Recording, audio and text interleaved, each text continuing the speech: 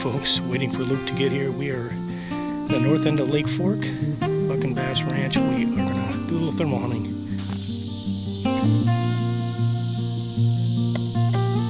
Jeff, have you got a good one? Let me get up here where I can. Oh, you do. Get a set of rattling horns, keep them inside, make them your old friends, and you'll be glad you did. Welcome to A Sportsman's Life. We're so glad you tuned in to join us for another exciting real-world outdoor adventure right here on A Sportsman's Life.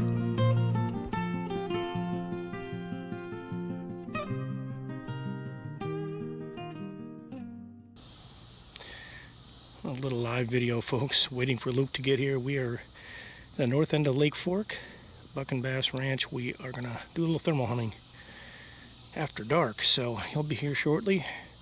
This live video is actually about 300-400 yards from where I'm at right now, so we need to get on some. All right, we'll be back when Luke gets here. All right, Luke has showed up, folks. We are getting ready to head out and go look at some hogs. So we know they're there. Got a bunch of corn. Luke's just gearing up. Are you ready to go? More than ready. I am ready to go. Got the thermal set up here, buddy. Yeah. Shot it in. It's shooting a good group. ATN Thor, right? Yeah, it's a ATN Thor LTV model. Yeah. LTV. It's a 320 processor. This is an affordable scope, Jeff. You killed a hog, a little while back, but they have the Thor 5, right now. Yeah. And it's more advanced, but this one right here will do just about anything we would ever want to do with one. Let's go put it to work. Let's get one. What do you say? Well, they're in there, so let's go. Sneak over there, just take a peek, and we can work our way in there. I think. I think we're killing time. Let's go check it out. All right.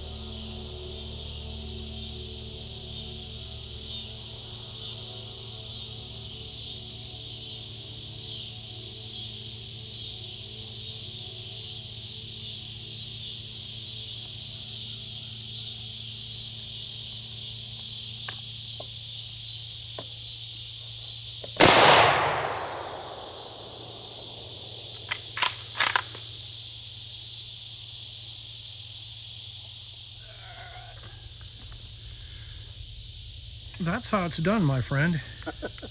Well, I'll tell you what. I am impressed with this ATN. No joke. This thing won't break the bank. It's the Thor LTV. This one has a 320 processor.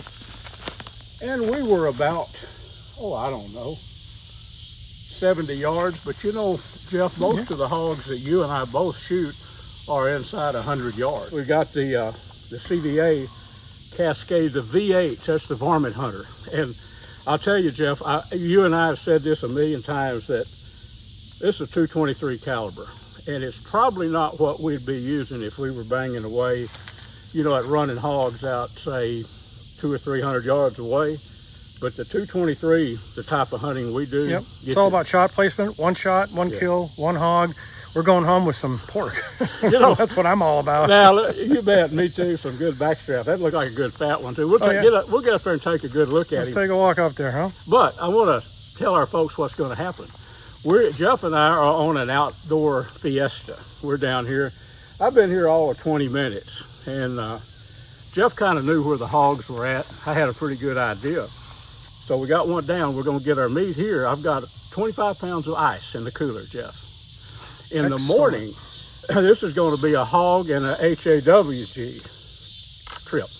We're going to join Mr. David Hanson over at Lake Fork, which is 20 minutes from here, and we're going to get out there and catch some catfish early in the morning. So we've got pork, hog, and a HAWG, bunch of those hogs we're going to catch with David tomorrow. This has fun written all over it. It does. Let's walk down and check this guy out. Okay, let's check him out. Now, nice. A good tip, never assume it's done, so always have your weapon, whether it's a bow or whatever, with you when you go look. That hog hadn't kicked in 3 minutes, but let's go check him out. It did kick a couple times, so yeah, let's walk down and take a look. We want to make sure we have pork loin. For and sure. who knows, we might be eating some of that this evening. You betcha. That is what we're looking for when we're talking about pork.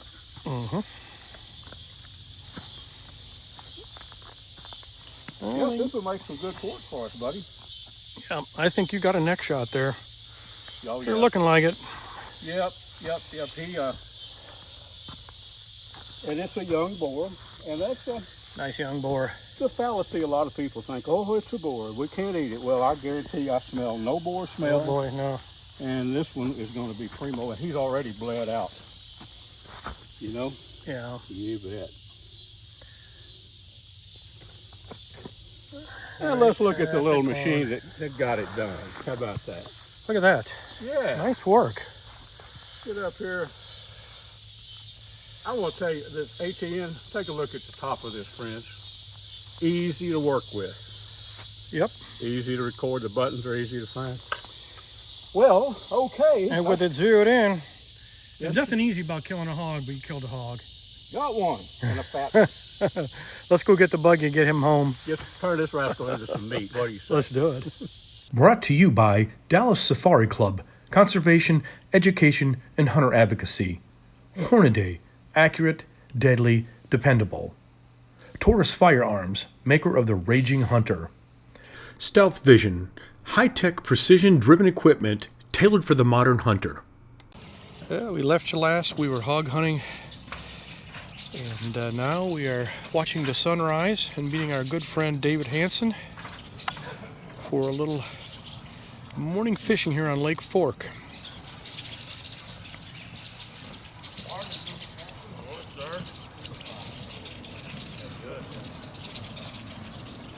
And good morning, sir. How are you? Good morning, Good to man. see you, man. Everything's great. All right. Beautiful day on Lake Fork. Oh, it's beautiful, man. The sunrise down here are wonderful. Well, let's go catch some fish, huh? What do you say? I'm in. All right. Shouldn't Sounds take much good. very long. Well, friends, we are down here at beautiful Lake Fork with my longtime buddy, guy David Hanson. David, when did we first fish together? Oh, it's been 25 years ago? at least. Maybe more. I lose track. Yeah, But we've it's- had untold good times together. David was our camp manager up in Colorado. Not only a good fishing guide, but a pretty cotton-picking good cook, too. But David, the big deal here, we're under a bridge at Lake Fork. The sun's just coming up, but we're going to be in the shade, aren't we? Yes, sir. And you know, you first part of the morning, of course, you're catching the sun coming under the bridge, but it's, thank goodness, it's the cool part of the day. By the time we go in, after you pull out from under here, it's like a 15-degree change from here to the sun by noon. Yeah, oh yeah. And it's just so much better. I like the idea of it's summertime, folks. August, and in Texas it gets kind of hot. Ooh, blistering. But David brings his clients out here and buy really as good as the fishing is for catfish. Few hours fishing, you've got them back up there putting fillets in the bag, aren't you? Just jerking them britches off, sending them home, be dipped in that deep grease jacuzzi. That's right, that's right. Well, punch bait. Absolutely. It's hard to beat because, number one, it's easy for me to get. When you run out of bait, you just dip it in there and get you another and just keep on catching. And the wonderful thing about this type of fishing, the action is immediate. I mean, the time you pull up your catching fish, they might not all be keepers. Right. But you're steadily catching fish. And if you're into action, it's all about the action. And there, of course, this lake is known for some very large channel cat. And the chances of you catching a 10-plus pound channel cat are very good every time you come. We've had probably 5 or 6 over the last month, around 10 pounds.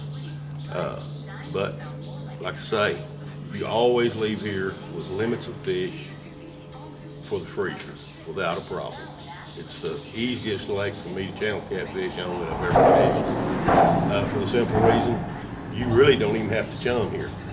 You pull up, start fishing, your punch bait's your chum. Yeah. Within 30 minutes, you're wearing the fish out. And it's just a steady thing.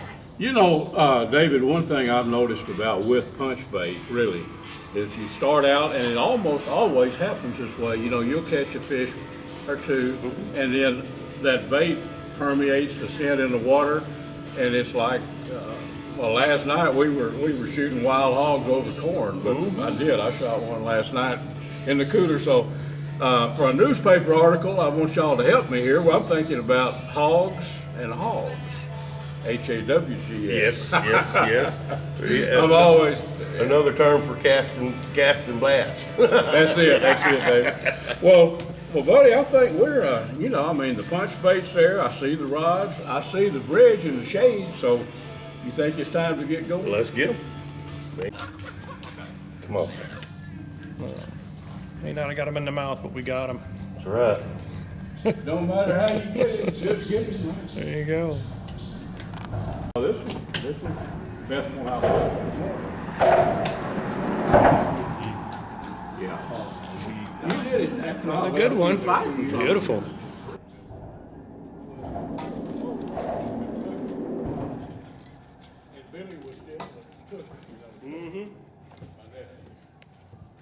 One of them, boy, you talking about country, he was extremely backwoods, All right. Oh, My biggest one of the day. Yeah, so that's far our so biggest one good. of the day. We all Beautiful fish, huh? Yeah. beautiful. We all need. That's awesome. Let me get my hook in the water. I'm ready for one of those. Wet now. Sweet thing. That's beautiful fish. Yeah. No, he gets the fire. All right, Jeff. Beautiful. Oh, nice. A good one. Beautiful. I'm looking at 2 fillets when I see that. Yeah. That's one of them Emerson fish. Emerson nice. Some nice fillet right there. Yes, sir. Jeff, have you got a good one? I do. Let me get up here where I can. Oh, you do. Come here, baby. Nice one. Hold the net up. That bad boy. Now he stretched your line, didn't he? He's a chunker, huh? That's a nice channel cat. That's a beautiful channel cat right there. Look at that one. In the shade of the bridge, man. Look at that. Let's hold him up a little higher, buddy. Let's take a look.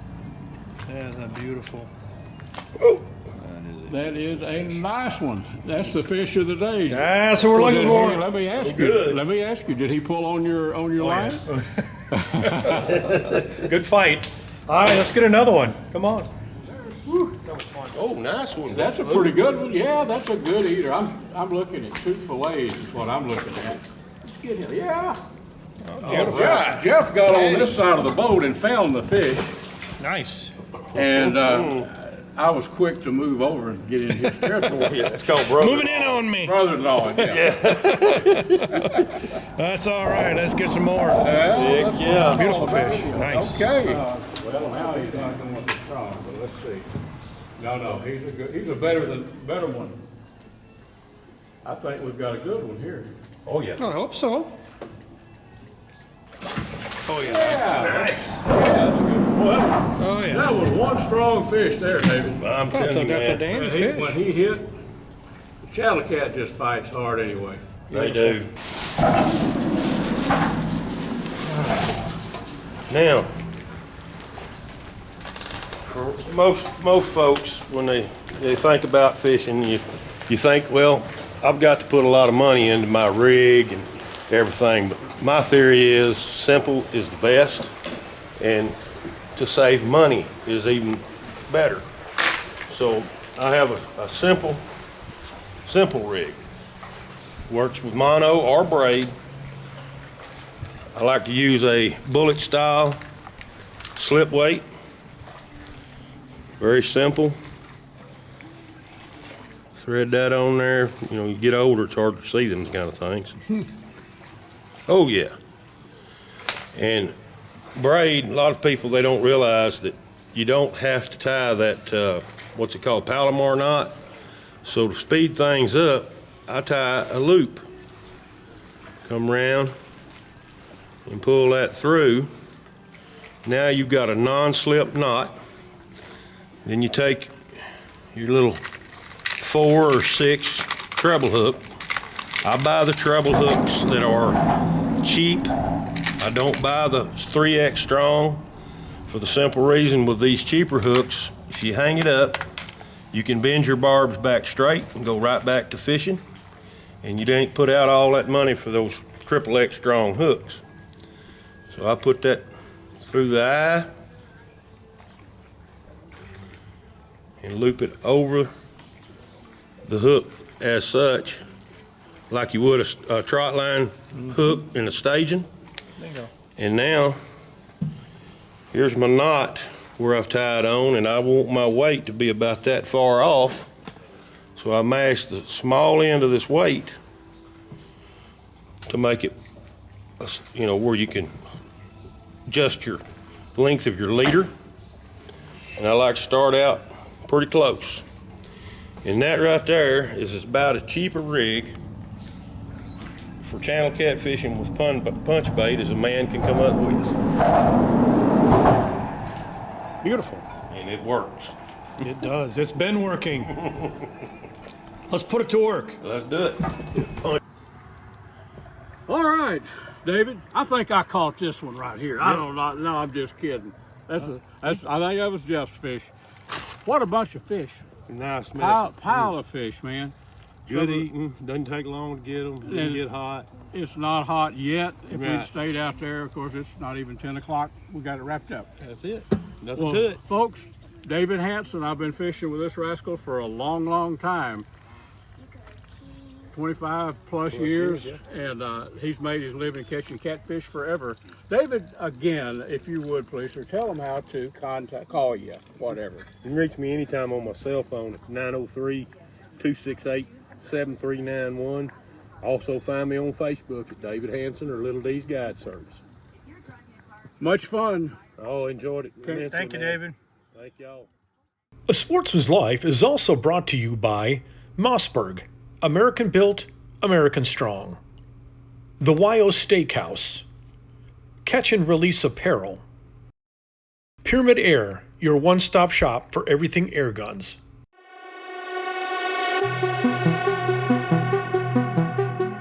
This is your fishing tip on A Sportsman's Life. We're going to take a trip back in history. Do you know before our fancy graphite rods, the forerunner to that was fiberglass? that fishing poles were made out of steel. Check this out. This is a fishing rod made out of steel. And check out this fishing line. Can you see that? It's Dacron nylon. It's just black. It's not monofilament. Looks like a fly line. But this is what our granddads used to fish with. Now, here is a down rod for an offshore boat. How would you like to catch a 200-pound tuna on this puppy? This is what they use. Can you imagine? Wow. So that's your down rod. Now, I guess about 70 years ago, fiberglass came out. Here's one of the very first fiberglass rods. They look weird, don't they? Just different. But this is what I grew up to. Now, can't leave out the old fly fisherman. Look at here. Steel rod, 10 foot long. First time I saw this reel, I thought it was a toy. They're making these things from the 1890s. Look at that. This is wild. But here's your fishing tip from Striper Express on A Sportsman's Life. Go catch a fish.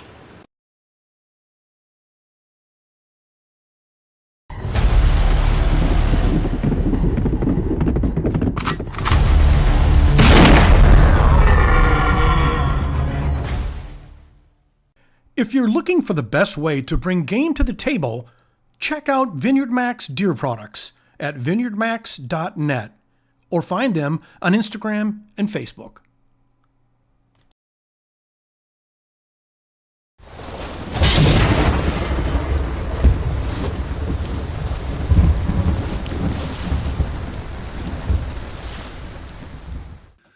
One of the questions I'm often asked when I'm out and about is, Larry, where do you get your rattling horns? Do you get a brand new set every year? Do you pick up fresh sheds and use those? The answer is no. These shed antlers came off of a buck that was produced on Tim Schmidt's place there in Mason, Texas, back in about the middle 1980s or so. The only difference is I cut the brow tines off. I've used this rack right here for rattling every year since then. The only difference is I don't leave it outside. I hang them in my closet or hang them in my office where the humidity is about the same and the temperature is fairly reasonably the same, so they don't get chalky or tinny sounding. But if you get a good set of rattling horns, and I like them, they're big enough to where I can make a lot of noise or just little noise if I want to. We'll show you some of that as we get into the hunting season here before too very long. We're not that far away from it's time to go rattling, but get a set of rattling horns, keep them inside, make them your old friends, and you'll be glad you did. Folks, this segment was brought to us by Gearhead Archery, Smoke Intex Electric Smokers, Snaplock Hunting Blinds, YO Ranch Headquarters, Ultramatic Feeders, and Catfish Pro. Tune in next week for some more real-world outdoor adventures right here on A Sportsman's Life.